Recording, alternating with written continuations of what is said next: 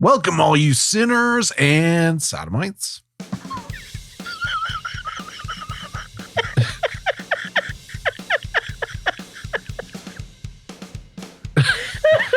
Sorry, that was a good one. To episode 59 of Bible Stories for Atheists. I'm Josh. I'm Liz. And we are your guides to the wholesome horror stories, literally, literarily littering the Bible. And also culture in general. Yeah. We're not really doing the Bible this week. Nope. No, we just said, fuck it. You'll learn why. Yeah. We won't tell you now. No. Josh is verboten from speaking any more of it. Oh, that's why. Yeah. That's what I see. Now I know. You'll soon learn what we're referencing. But I was not understanding. I see. Okay. All right. You guys we're on the same page. You heard Josh's brain at work just now. It was that weird cranking sound you heard, the metal clanking. It sounded like a helicopter going by, but that was just Josh's brain working. Yeah.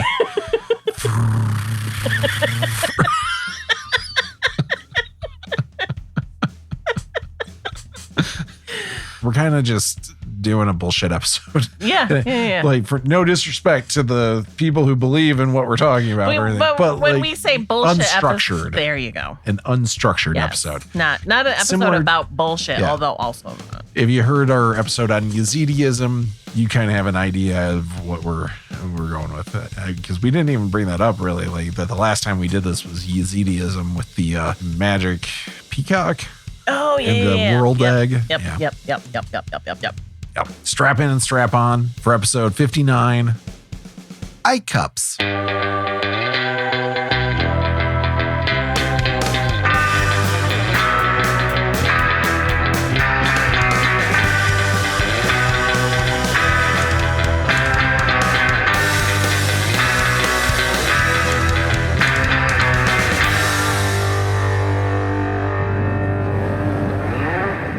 Dear doctor, how's my testes?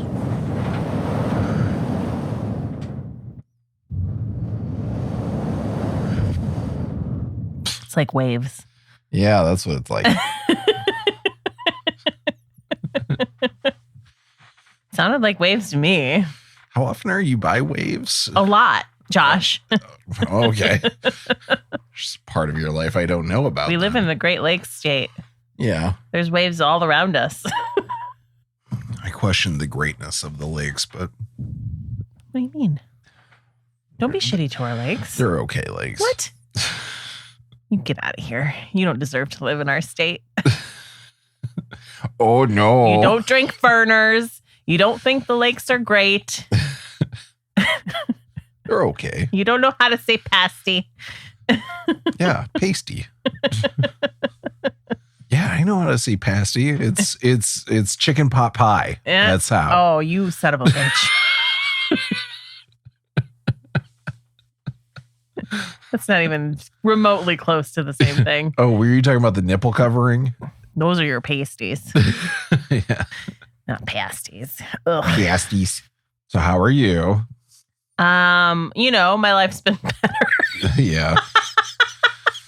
It's been a tough week. It has been a tough few weeks. It's been a tough year. This year, 2023. Listen, I know a lot of people had a hard time in like 2020, 2021, but like Josh and I are introverts, so we kind of just lived our best lives during that time. 2023 has been perfectly good alibis for January 6th. Yeah. 2023 has been a real shit show of a year for me. Even if I was sorry, I was gonna make this about me. What were you gonna say? Now I need to know. I was just gonna say, even if I was conservative, I just wouldn't have gone to January 6th. Oh no, I would have just been too lazy to go. I don't go to liberal marches January 6th. rallies. I don't go when the liberals try and overthrow democracy. Oh, they're all too the busy. times that happens. The Democrats are too busy infighting to get any fucking thing like that achieved. Yeah, I don't even know if we're the party of infighting anymore, though, right now. Just Anyway. Yeah. Moving on. Well, we don't really have a topic for this week. No? I mean, we do. We kind of do. I have a thing to talk about. We're not starting the books yet. But we're not. No. Okay. We're not. Yeah. This is like a loosey-goosey episode. Oh. I kept thinking over the last couple of days, like, I should really like just get some stuff together, like ready for it. And then I was like, no. Let's just see what happens. I was like, no, I don't want to. I want to do other things. Yeah. So what other things did you do? I don't know. Smoked weed and jerked off, probably. Let's be honest. So I could, read the Bible, or I could do more fun things. Whack off. Whack off. I don't even say that anymore. I don't think I've heard that since my middle 90s. School friends say that. Like your friends from when you were in middle school, or your friends who are currently middle schoolers? My friends who are currently middle schoolers. I see. Yeah. Okay. Who I talk to online. Oh, this is getting it's really weird. Yeah. I took it too far. Yeah. I'd edit it out, but you're gonna be you're listening to it, so I didn't. Probably whacked off instead.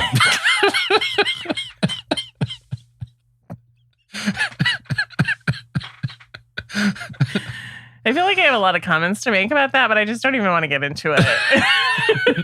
Do you really want to keep going down this road? I don't. I don't want you to say the phrase whacked off ever again, let alone in the next 5 minutes. Wanked off? No. Just jerked off is fine. Oh, okay. Masturbated? I masturbated off. So what do you have for us to talk about then if we're not into the book? I got a couple things we can talk about. First of all, we had a brand new listener who joined the podcast recently. Yeah. Come right out the gate with some awesome content for us to check out. So based on, they were listening to The Gayest Story Ever Told, an episode from a few episodes ago where David and Jonathan have their love affair. Yes. That can only be interpreted as an intensely gay relationship. If you're willing to like keep your eyes open while you read the Bible, which let's be honest, is not a common practice. Not among Christians. No, they read the Bible with one eye closed, both eye closed, and their mind. Right. But if you go into as a layperson when it comes to the Bible, like there's no way I couldn't hear that story and not think like this is an adorable love story between two men. Right. So what's the content that hath been delivered to us? See now, like if I had planned ahead, I would have had the link ready to go. Past Josh did not help future Josh out at all. No. I mean, unless jacking it helped me out. Oh my God. You got to stop talking about that. You're making it sound like you spend a lot of your time masturbating. And listen, it's not a lot. It's like 20%. He doesn't. That's not even remotely close to maybe you do. I don't know. I don't know what you do when I'm sleeping. I've done it twice while we've been sitting here. Oh my God. Weird. Yeah. Curious Green Idea on our Reddit posted Beloved King Musical. It's described as there are stories in the Bible you've never heard. I think actually the musical is called Adonai, and it's from Beloved King, a queer Bible musical. Okay. And so this is the official music video. I've never seen anyone take up and wield a stone that then took down a giant. It was adorable. Yeah. As stated above, the meaning of the word Adonai, as they pronounced it, or Adonai, as you pronounced it, is my Lord. Yeah. It's a word for God. It says it does not mean God. It doesn't mean God. It's a word that's used for God. Nor does it mean man. It's literally like saying my Lord. My Lord. Yeah. It's a term that is used for God, but not like only God. Right. So he was calling... in this song, David, Lord. His Lord. Yeah, his Lord. Yeah. Oh, yeah. Oh. Yeah, the image for it is quite intense. It's David and Jonathan embracing, yeah, with while scantily clad. Yes. And listen, let's be honest. Well endowed. Are they? Did you not? What is it with you and not looking at dudes' dicks? Second time in 24 hours, I have to point out somebody's dick. God, why does my husband never check out dudes' dicks? I look at tits, right? Yeah, I mean, who doesn't? I feel like gay guys look at they love tits. They love tits. Yeah, no, David was definitely rocking a king-sized package. That was his slingshot. But yeah, this is definitely. I'm starting to think maybe he just poked Goliath's eye out with his dick. And everyone saw a rock, but really it was like, that was not the case. Well, we can't put this in the Bible. Let's just say he got 5 smooth rocks, but killed him with the first one. Yeah. Anyway, that's super cool. Yeah, I would really be interested in seeing this. I don't know what the deal is with, like, is this like going, or there's a donation link, so. I wonder if it's like off Broadway. Yeah, Do you know where it's probably. being performed? Does it say? Oh, I bet that one song is called Adonai. Yeah. But then the overall production Beloved is King. called Beloved King. Okay. So the story is Beloved King follows the young shepherd David as he is thrust from rural fields into the royal court. After his sudden rise to prominence, David finds himself the object of affection of both the heir to the throne, idealistic Prince Jonathan, and his father, the domineering King Saul, forcing David to re-navigate his relationship to love and power as he tries to follow the path laid out for him by a mysterious entity called God. Is that what it says? Yeah. Oh, good on them. Yeah. A mysterious entity called I mean, God. it's true. Yeah. Especially by the time David shows up, like I think we mentioned it, he suddenly became very hands off. Yeah. Right. Yeah. He was super handsy with Saul. Yeah. And that didn't work out. It didn't. So he was probably like, I got too touchy-feely with that one. Maybe I need to back off. Yeah. Oh, no. Now he's having sex with this other guy.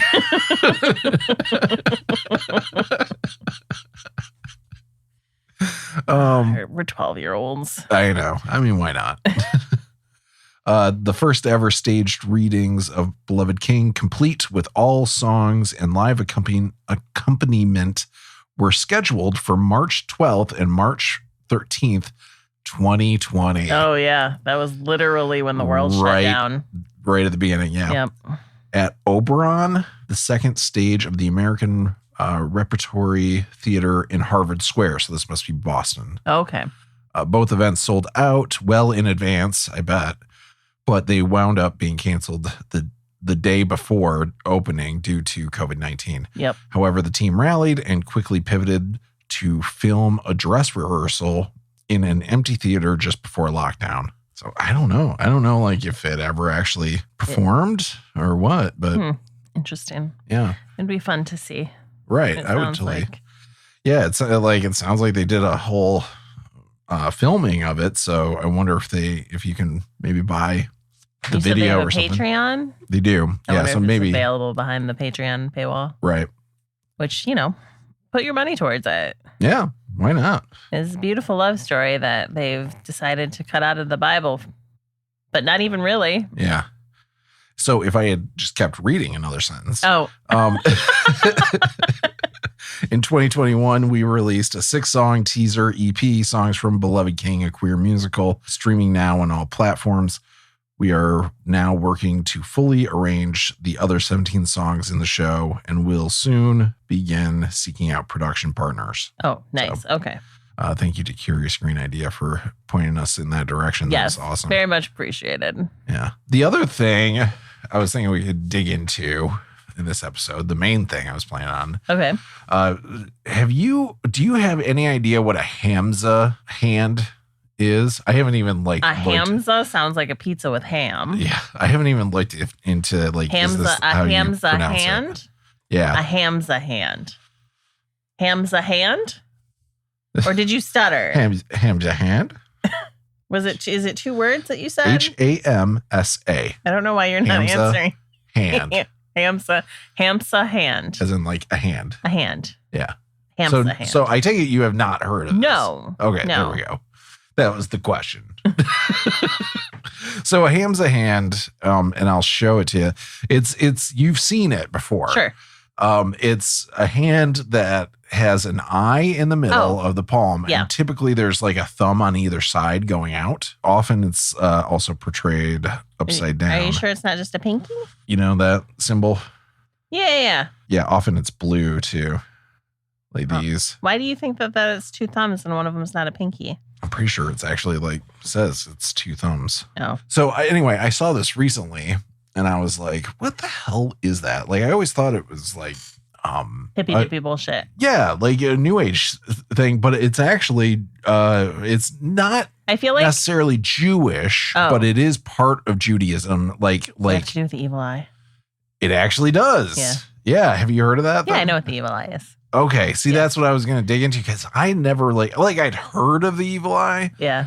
But it's really fascinating when you actually look into it. Like it's a true superstition where it's like it is ingrained itself, it seems, into religions, even though it comes from no one religion. Right. And in cultures too. So we have some neighbors recently that separately went to Turkey.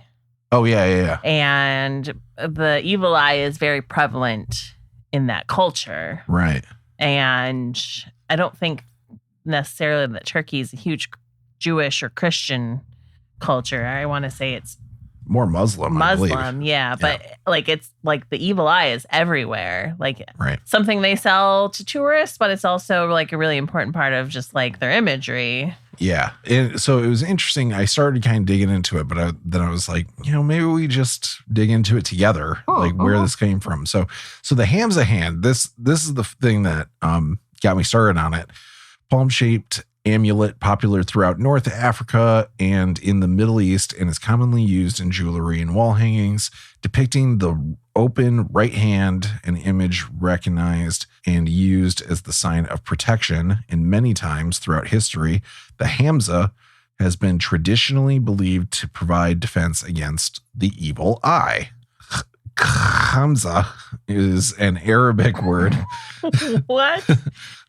Hamsa. No, you're doing that too much. It's KH. Hamsa. Yeah. Is an Arabic. Yeah. Is an Arabic word that means 5, which is probably like the fingers. Yeah. It is. If I kept reading.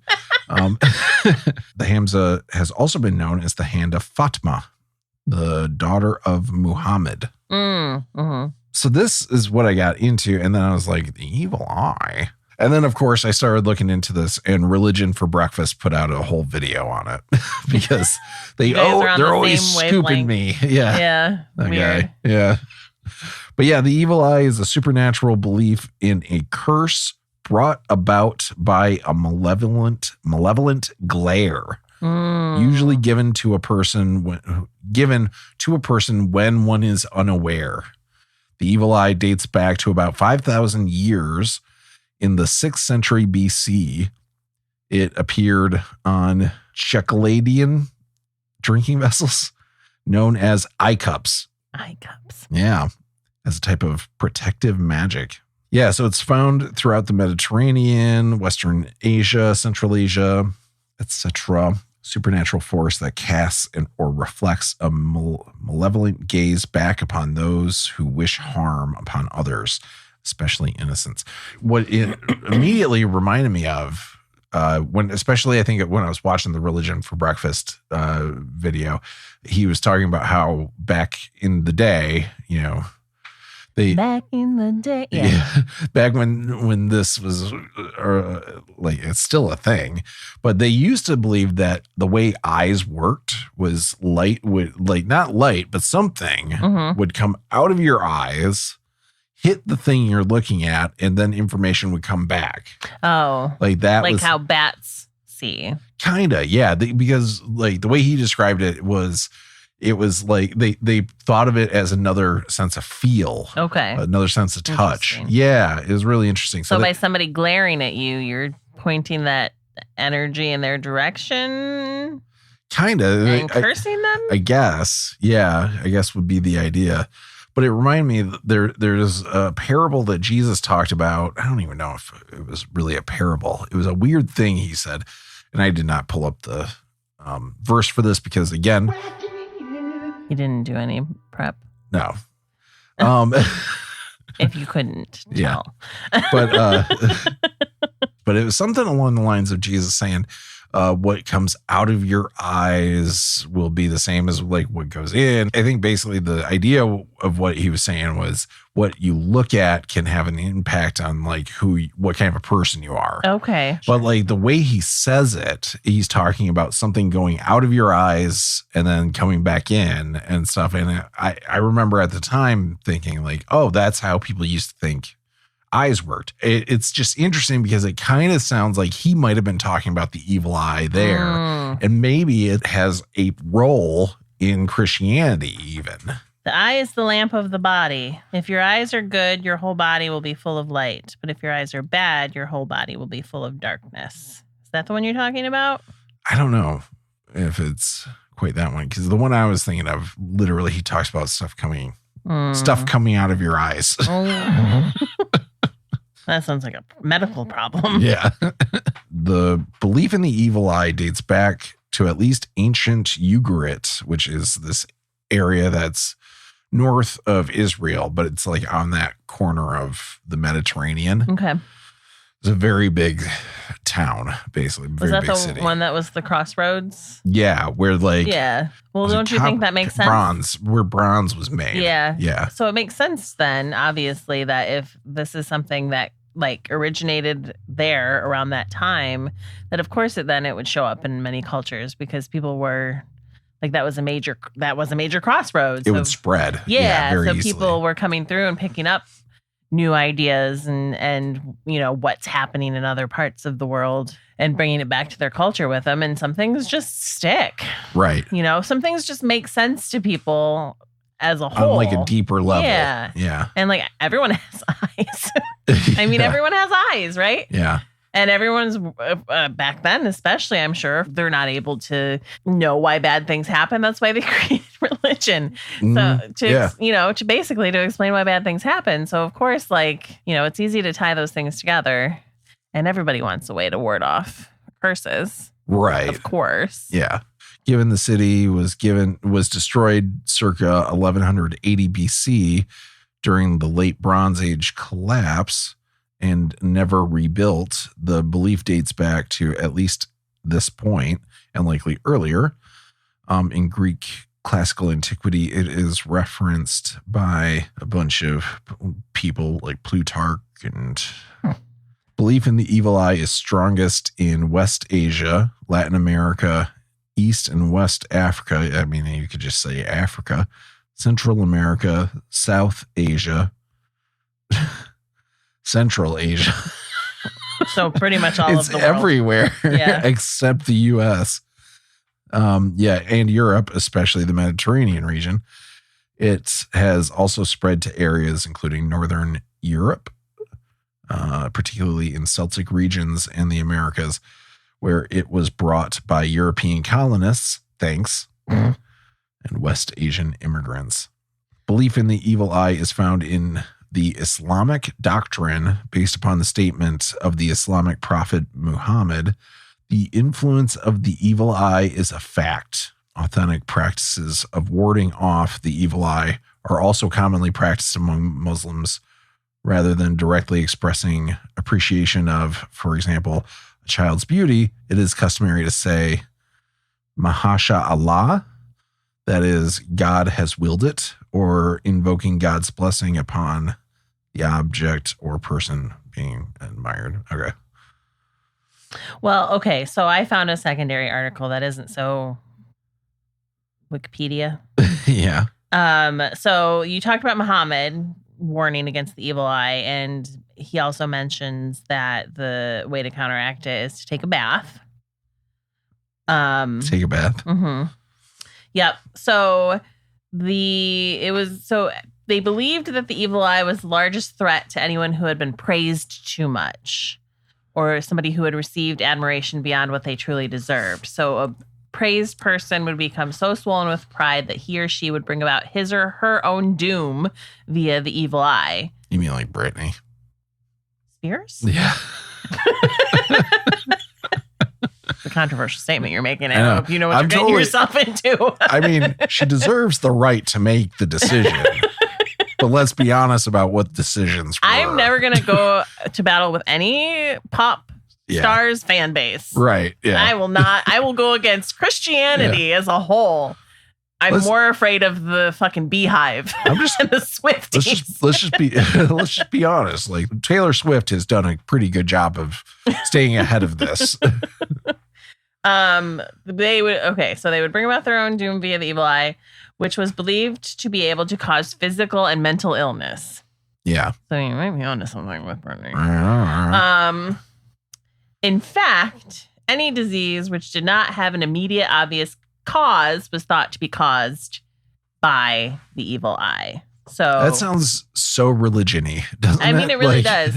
So, and you were talking about like saying like God has willed it, but so basically what you're supposed to do is instead of like praising a child, saying like, oh my gosh, you're so cute, you're supposed to say like God has willed you to be. You're just asking for a blessing on them. Right. Basically.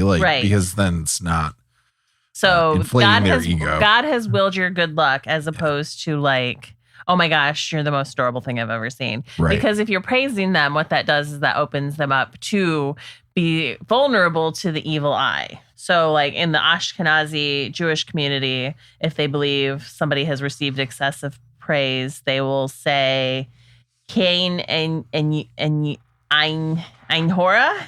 Kain and Ein. I'm so fucking sorry. Kain Ein Hora. I'm so fucking sorry. Kain Ein Hora, which means no evil eye, to protect against the evil eye. Oh, okay. It's interesting because like when I think about it as being like related to like Hinduism and then that sort of part of the world. But really Indian. But I've also definitely heard it referred to in media that has like looked at Jewish families and stuff like that. So like movies and TV shows, like they'll drop something like, you know, she gave him the evil eye or you're cursed by the evil eye or something like that. I guess I didn't know that like. I always thought the evil eye when people said stuff like that just meant like literally they gave you a bad look. Right. I didn't realize it came with a curse. Yeah. You know? Right. It's like, I mean, how many times have I cursed somebody? There's a lot of people in this world that have been cursed by me. If that is all you have to do is give them a sideways glance. I mean, that's pretty awesome. I didn't know we all had this weird superpower. It does seem it's a super easy way to say, oh, I don't know why she has schizophrenia, but we don't have this term yet. Somebody looked at her wrong. Somebody cursed them, giving them the evil eye. That's the only thing we can think of. That's the only reason why this would happen. Right. Is a curse. And the easiest way to curse somebody is by fucking looking at them sideways. Yeah. Right? Yeah. I can't find it now. You know what, though? Okay, I'm making a hypothesis here, and I have done zero research or reading into it, so it might be something that people already have talked about. But in a lot of those Middle Eastern cultures, women are covered from head to toe. Yeah. Except the eyes. Right.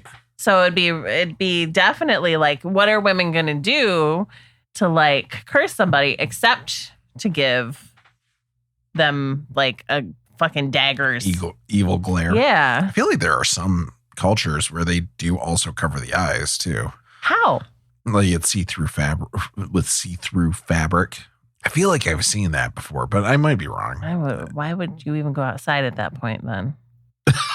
I mean, like you can see through the fabric, you know. Well, but like fucking poor women. I know. I can't be tempted to look at this tiny rectangle of your face. I know. So you must cover it in its entirety because I have a hard time controlling my dick. Oh, those tear ducts. Like, I get it. Some people have beautiful eyes. Yeah. But, like, have you ever looked at a woman and then, like, she has beautiful eyes? I want to put my dick in them. That would be how I would give the evil eye.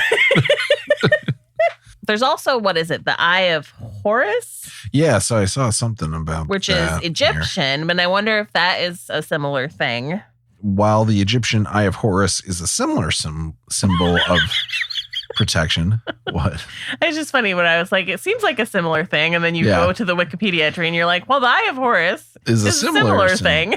Symbol of protection and good health and luck. The Greek evil eye talisman specifically protects against malevolent gazes. Similarly, the eye idols of 8700 to 3500 BC are believed to have been figurines offered to the gods, and according to the Mesopotamian Museum of Art, are unrelated to the belief in the evil eye.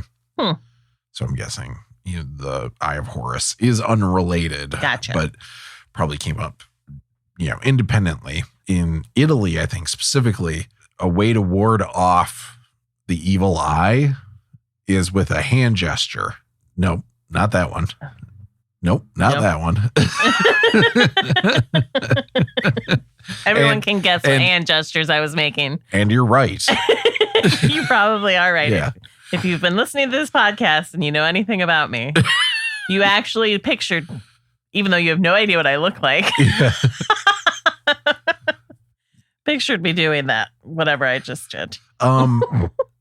So the hand gesture is the horned hand. Oh, is it? Yeah. Like the rock and roll. Yeah. Hand. Yeah. Rock and roll horns. Yeah. Apparently that wards off. Oh. Actually, it's probably that. Yeah. It's probably with the finger, the middle two fingers pointed outward. Right. I feel like is my guess. I feel like I've seen like that hand gesture. All of my knowledge comes from movies, just in case nobody's figured it out yet. Yeah. Like that is where a lot of my all you know about Jesus. Cultural touch point. It's fucking true. Yeah. But like just from the Martin Scorsese movie we watched. Right. Yeah. Yeah. And Dogma. Right. When you do the horns, instead of like curling them up, you make like almost like you're making an animal out of your hands. But then I've seen people do like where they touch it against somebody's forehead. Oh, really? I don't think I've seen that. Yeah. I'm trying to remember what movie it's from. So this article specifically talks about the way it's viewed in a bunch of different countries. So this one talks about Brazil. They hold a superstition equivalent to the evil eye known as the fat eye, which is what I have. Compliments which are sincere are not feared to cause the evil eye to attack, as in other countries, but insincere compliments are thought to put one at stake. Okay. So if I say to you, I think you're hot, that's sincere. Clearly I do. Well, thank you. But if I said to you, I think you're skinny, that's clearly an insincere compliment, because we both know that is not true about either of us. Right. I'm buff. I'm quite buff. Yes, he's super buff, not skinny. Right.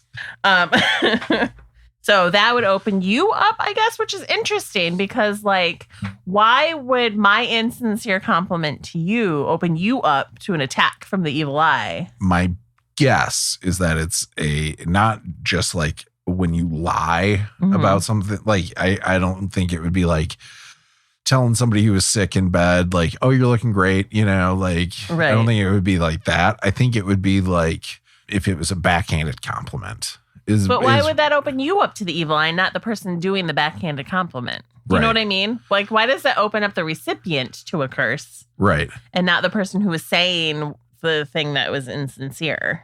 Right. Because I think why is the person being looked at? Why is the person being praised getting punished and not the people doing the praising? Right. In most moral tales that I learned growing up, it was the person who did the thing that...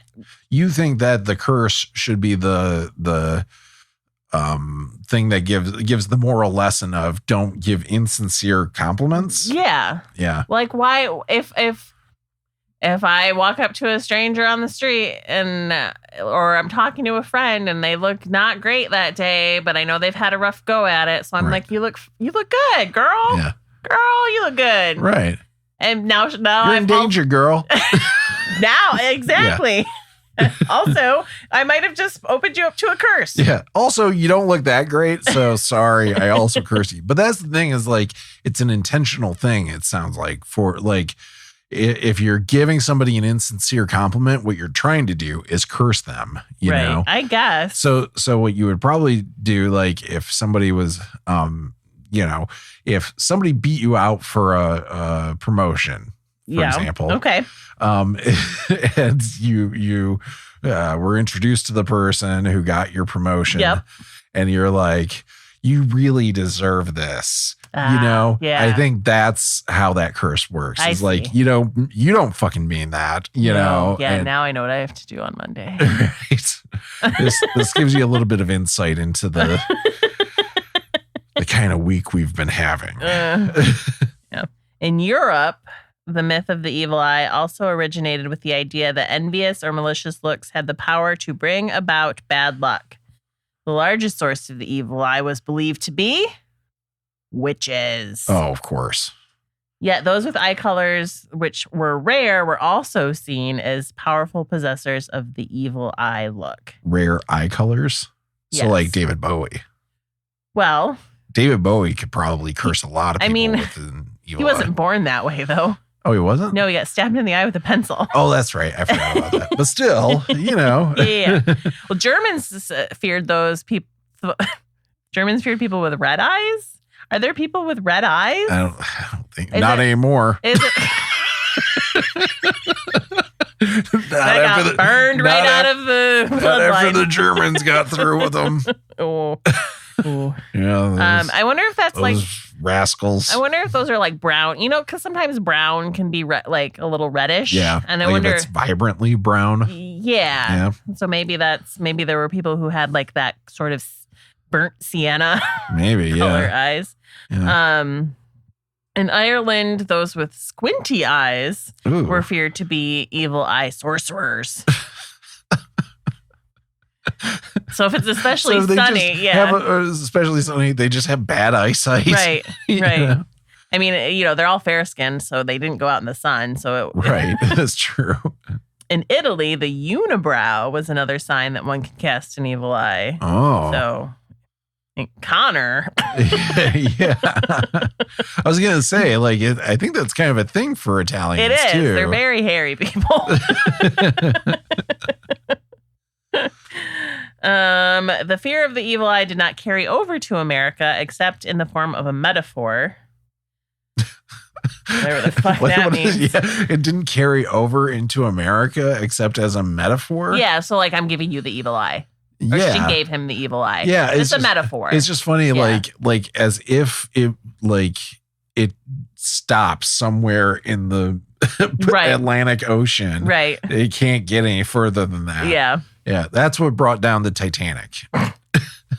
While the superstition is not intense enough to take precaution, the evil eye is seen as impolite and a warning that the source of the evil eye has bad intentions. I can't tell you how many times I have gotten the evil eye from a baby.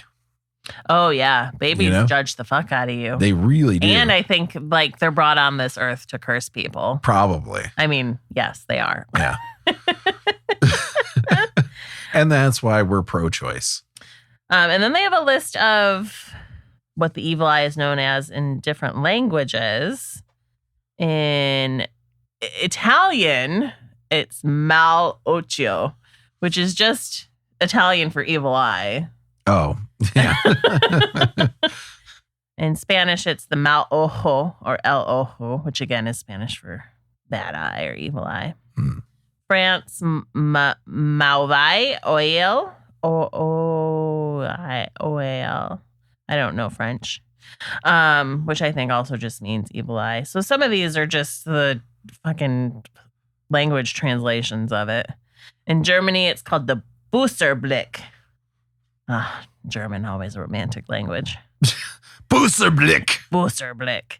And the Romans called it Oculus Malus. The Romans? Yeah. I bet you can guess what that stands for. Oculus Malus, yeah. It's what's interesting though is that sounds Greek, first of all, and it also like wouldn't it be if it was Romans, wouldn't it be Italian, you know? Oculus. No, they spoke Latin back then. Oh. Oculus Malus would be Latin. Oh, was this like Roman, but like 1000 BCE? Well, yeah. I'm trying to They're think of talking when the about, Romans would have spoke Latin. well, the origination of the language. Yeah, but when was that? I don't know. Latin is like the source language for everything, though. Sure. I didn't really think it was like Italians spoke it. Romans spoke it. Like, I felt like it predated. Well, where would Latin have come from? I don't know. That's literally what I'm asking, and yet also am not, because that's not really what we're talking about. I feel like, true. In Judaism, they say that apparently in the Talmudic exegete, which I'm not sure what that is, but when the 10 sons of Jacob went down into Egypt to buy provisions, you remember that, like when Joseph was already installed in Egypt and all that kind of stuff. He was leading Egypt. So Jacob's other sons go down to Egypt to buy provisions. They made themselves inconspicuous by each entering into a separate gate so that they would not be gazed upon by the local Egyptians, and thereby trigger a malevolent response, and then in parentheses, the evil eye, by onlookers, seeing that they were all handsome and of brave and manly dispositions.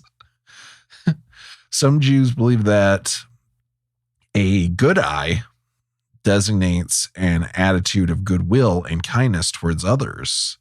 Someone who has this attitude in life will rejoice when his fellow man prospers. He will wish everyone well.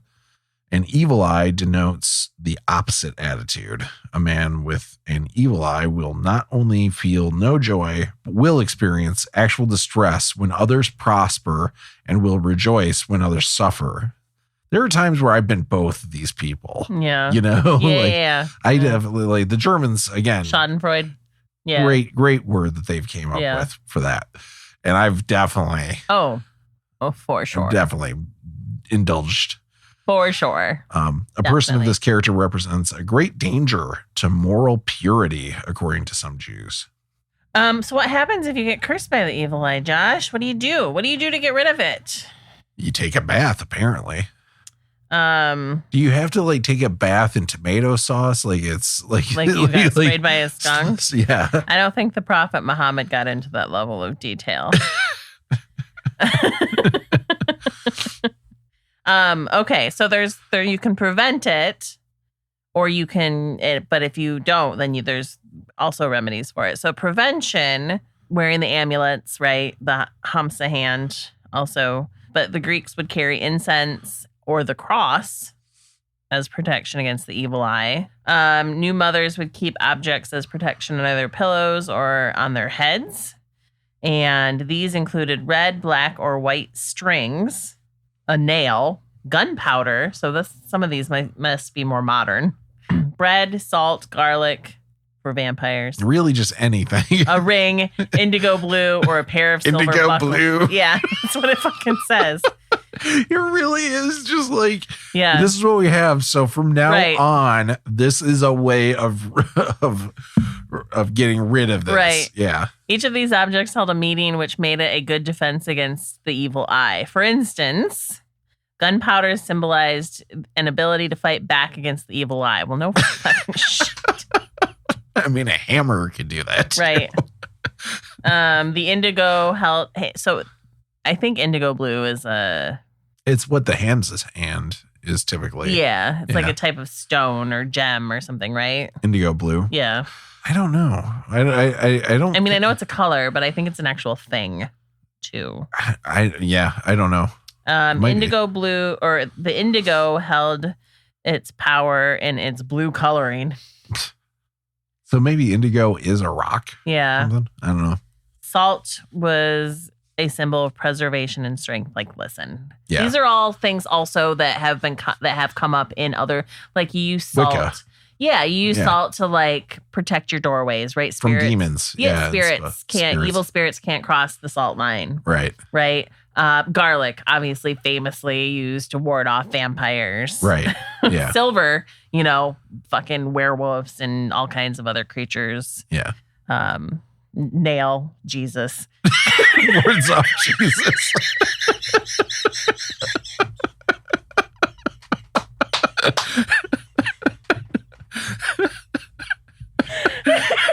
I just thought of a whole, like in that instant, a whole new ad came to me. We're like, man, we are definitely. Do you have a problem with Jesus is getting into your home? You need nails by Peter. Word of Jesus. You know what Jesus really hates? Nails.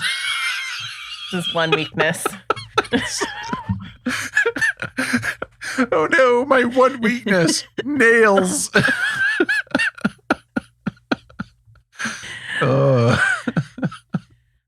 Okay. Remedies for the evil eye, Josh. So if you get cursed by the evil eye because we are terrible people who will go to hell if it is real. So if the preventative steps that you have taken have failed to ward off the evil eye, if the salt, the gunpowder, all of the that, nail, it still got through and hit you. Yeah. In some villages, the fur of a bear would be burned to cure the curse. Ah. In others, a gypsy would massage the forehead and to get rid of the ill effects of the evil eye. Huh. A gypsy specifically. Yeah, that's what it says, which is that's not what we call them anymore. Yeah. In many countries, including Greece, Armenia, and Assyria, it was thought that a pinch on the rear will remedy the curse of the evil eye. Of course. Who came up with that? It was a dude, for sure. Yeah. You're cursed by the evil eye. Let me pinch your ass. You should also smile more. You just pretended you didn't have a curse. It would probably go away. Yeah. In Europe, some Christians have the tradition of creating the sign of the cross with their hands. Oh, yeah. While at the same time pointing the index and the pinky finger towards the source of the evil eye. Oh, this is the horn hand. Yeah. So you do the cross and then fling it at him. You fling your rock and roll hand at him. Okay. Yep. In Bangladesh, a black dot is drawn on the forehead of children to ward off the evil eye curse. Huh. Pretty young women, have a secret dot drawn in coal. Coal is what women like in India and stuff used to draw on eyeliner. Oh, okay. It's not coal, C-O-A-L. It's coal, K-O-H-L. Not the same thing. Like Kohl's. Like the store Kohl's, yes. Yes, okay. So they burn down a Kohl's. And then use the ash from that to draw a dot behind their ears to protect against the evil eye. Mm. To me, when they say stuff like that, that makes it sound like they put the secret dot there because they don't want men to know that they have protection against the evil eye, I guess. Because men are the ones casting the evil eye on the women. Probably a lot. That's got to go back and forth. Yeah. No, women cast a lot of evil eyes at other women. Oh, for sure. Women are really what I'm really learning is just women are fucked in this situation. No, men hate us and women hate us. Yeah. Everybody hates women. Yeah. It's so sad. Cats love us. Yeah. I'm kind of surprised cats don't play into this at all. Like, considering they are the number one purveyors of the evil eye. It seems like it. They seem like the original source. Yeah. So if you do get cursed with the evil eye, you could burn the fur of a bear. Uh-huh. You can cross yourself and fling it with the horns. Which, see, again, crossing yourself, Greeks having a cross that wards it off. It's part of Christianity too. Right. So people maybe more Eastern Orthodox probably or something like that. But because Greeks they're Orthodox usually, right? Yeah. But I wouldn't be surprised. Like this obviously did have a role in Christianity. For sure. And it's probably still how many people who are super hardcore Christian or even just slightly Christian, like rock the cross as part of their everyday wear. Yeah. Right? They're wearing a crucifix. I mean, they'll have crosses made out of nails, which is really fucked up when you think about it. It is a little odd. It's a little like gore porny Yeah. to have a cross made out of nails. I totally used to have one. Yeah. Oh, really? That was my favorite cross when I was a kid. That's fucking weird. I know. I remember my dad, who, if you haven't been listening long, my dad is a Jehovah's Witness.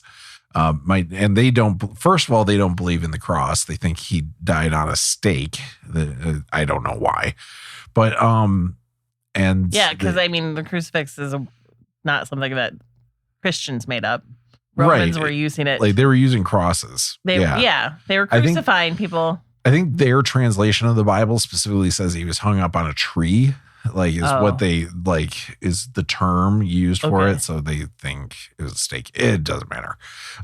Is bullshit that they even came up with their own version of this. It's like fucking why? Right. But like they also obviously don't go around wearing stakes right on necklaces and stuff. Yeah. Because if I was killed by a gun, would you go around carrying like with like a gun necklace or something like that? And I was like, as a kid, I was like, I do not get your logic at all. Right. Like I don't. It does make sense though. He is right. It's like the one thing he said that makes sense. Yeah, I kind of get it. Like now that I've gotten older, but also like this is a weird conversation to have with, I think, a 6-year-old at the time. I feel like I would have had that conversation with Connor. Yeah.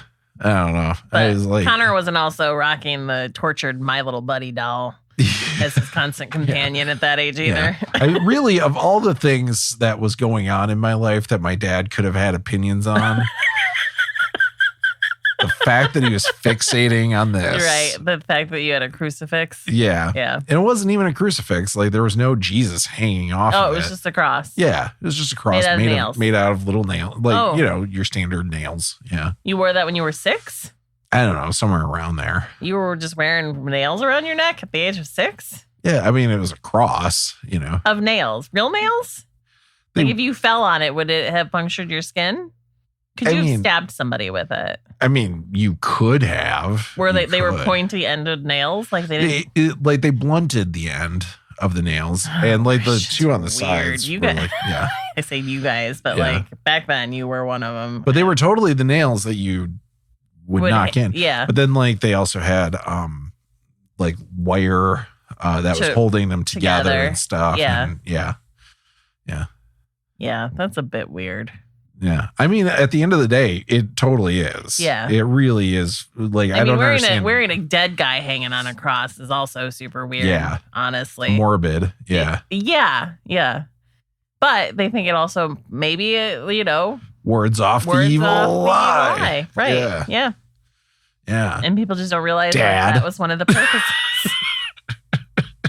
Well, and as we learned, nails were used. One of the things to ward off the evil eye, protection against the evil eye. The Romans were trying to help Jesus. They just did it not in the best way, right. I guess. Just should have thought it through. Yeah. It wasn't the nails that killed him. It was the dehydration and the lack of food. And the big stab into the fucking gut. Yeah. The blood loss. The nails that killed him. Poor Jesus. He had a rough go at it. Yeah.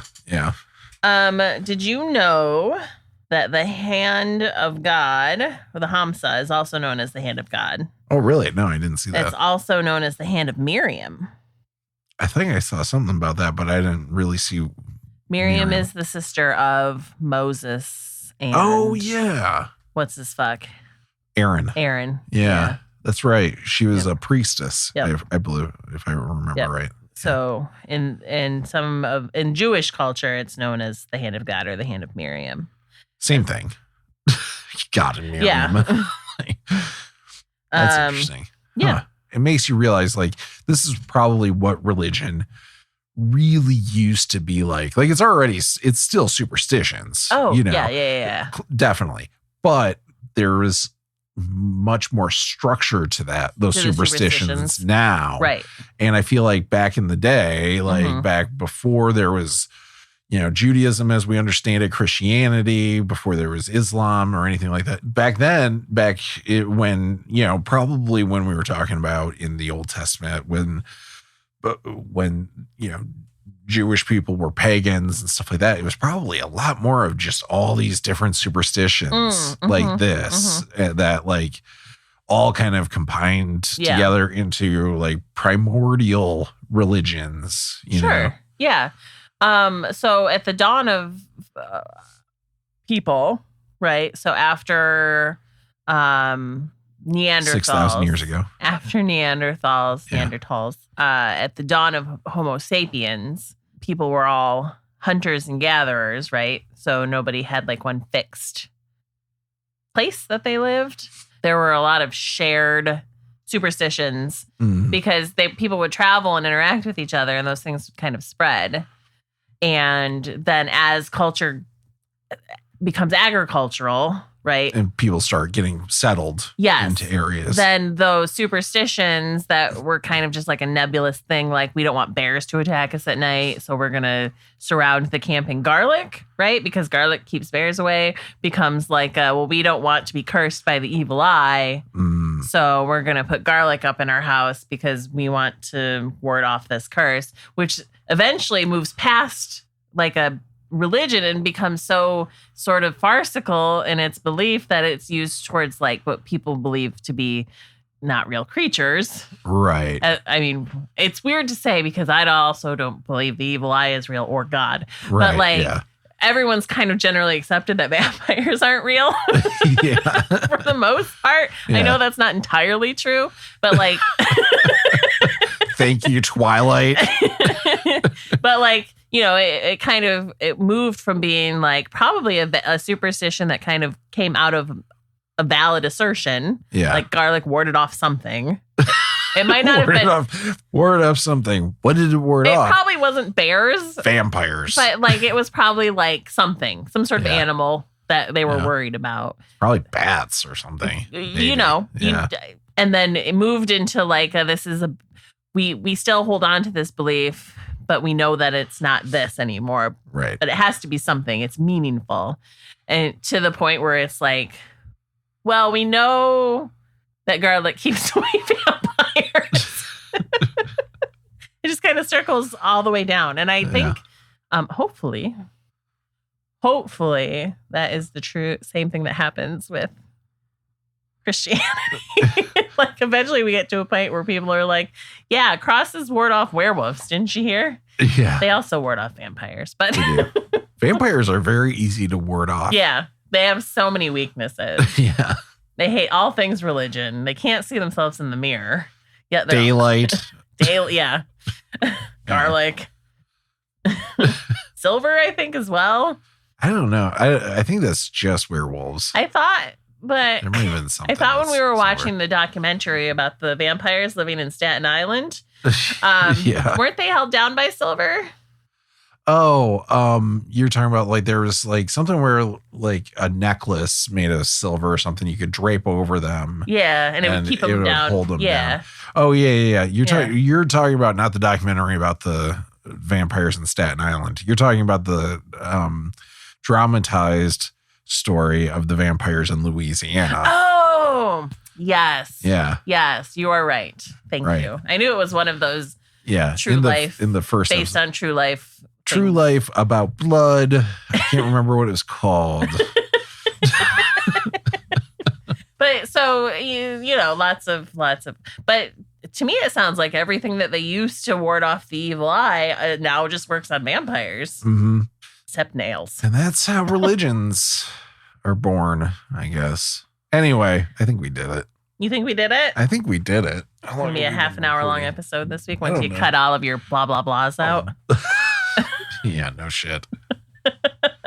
Hour 8 minutes so far. I think we're good. How do we come in for a landing on this? What have we learned today? What do you say to ward off the evil eye? What do I say? Yeah, don't we want to help our listeners not get cursed from the evil eye? What's the saying to ward off the evil eye? Wear sunglasses. I think that's what you need to learn from this is wear sunglasses. There's one thing. If there's one thing I can impart on the class of '99, it's this: wear sunscreen. Always wear sunscreen. Always wear sunglasses. The rest of my advice is meandering nonsense. I can't remember how he says it. It's fascinating that this is a superstition that clamped onto all these religions that came. It's really it's that all these religions grew like weeds out of this soil of superstitions, and they maintained some of that.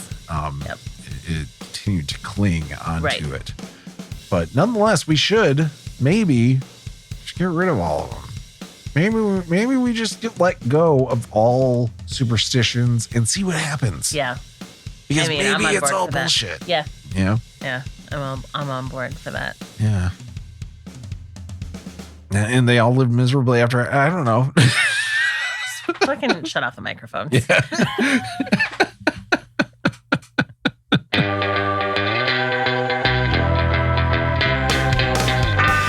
Thank you so much for checking out our podcast. Help us grow the audience by sharing us with your friends or giving us a share on social media. And we love hearing from you. You can reach out on our website at bsfa.cc.